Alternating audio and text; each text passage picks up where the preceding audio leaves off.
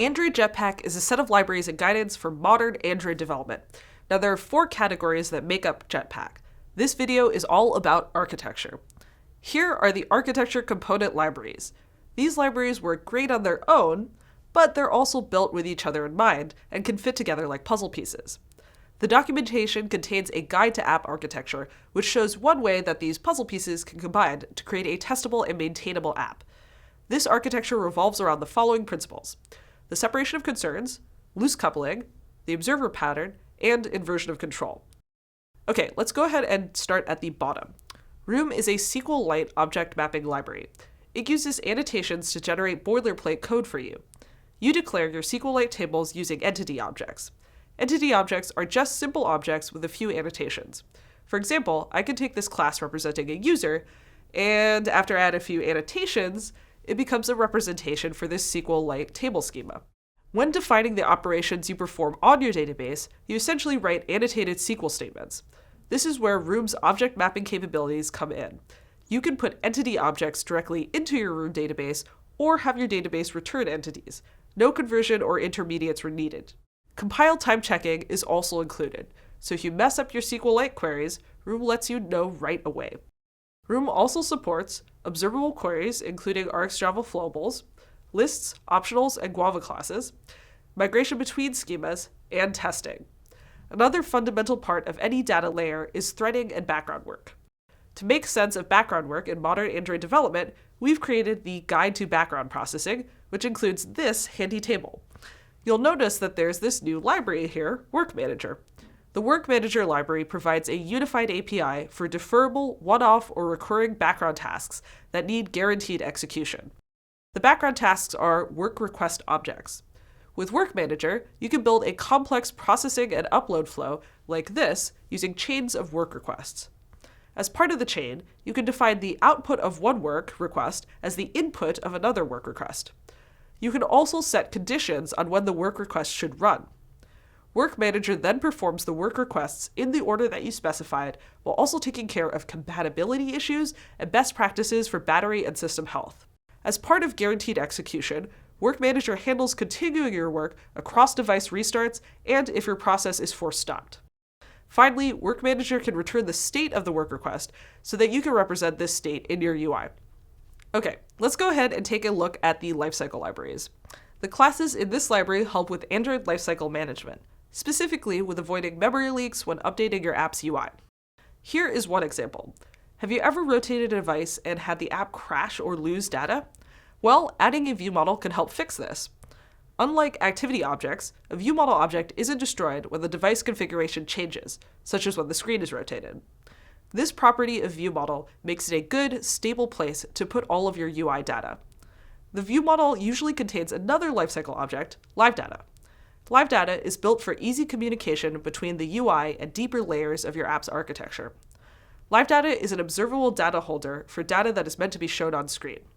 Basically, it'll wrap around an object, like this user object over here, and allow the UI to automatically update whenever properties of the user object change.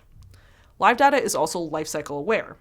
This means a LiveData object only tells the UI to update if the UI's lifecycle state is in the correct state. For example, if your activity is not on screen, then the LiveData will not trigger updates. Also, if the activity gets destroyed, then this observation connection is cleaned up for you automatically. So, as your data changes, you never accidentally trigger an activity or fragment that is off-screen or destroyed to redraw itself. The Lifecycle libraries include other powerful features. For example, LiveData supports transformations. As mentioned before, Room can return LiveData objects, which allows your UI to observe objects in the database. ViewModels and LiveData also now support data binding. You can bind these classes to an element in your app's XML layout definition. That lets you get rid of all of this boilerplate code. The Lifecycles library also contains classes and interfaces for querying and observing UI lifecycle states. The paging library integrates directly with Room and LiveData. Now, there's a common situation where you have a lot of data that you want to load in small, manageable chunks. The paging library is built exactly for this use case, and it avoids tricky SQLite cursor performance issues. The library offers the following features.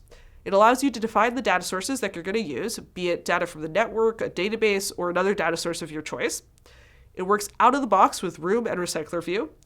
It supports lists of any size, including lists of infinite length. It leverages LiveData to update your UI as more data is loaded. And it has support for RxJava. Finally, there's the Navigation Library.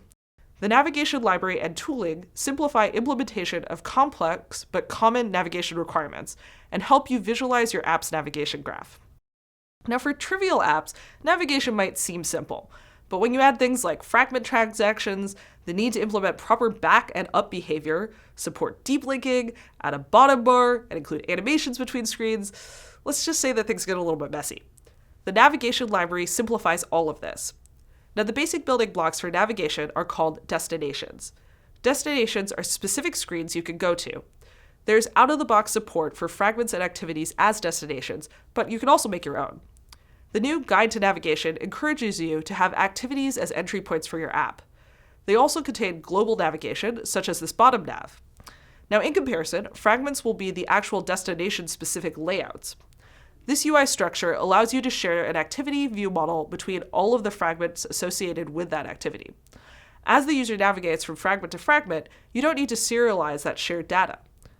The new navigation editor in Android Studio enables you to quickly specify destinations and visualize your app's navigation architecture. The connections here show the possible navigation paths between each destination. This generates XML, which you can edit by hand. The library uses this new navigation graph resource and a new nav controller object to move your user through your app. Now, this is just scratching the surface of the proverbial iceberg that is the architecture components and Jetpack. Hopefully, some or maybe all of these libraries piqued your interest. To learn more, we've got DevBytes for all of the stable components. We also have codelabs for each component, and of course, thorough documentation. Now, if you find yourself left with questions, we've also got Stack Overflow tags and an issue tracker. Or, you can yell at me on Twitter. Actually, don't yell at me on Twitter. Happy coding!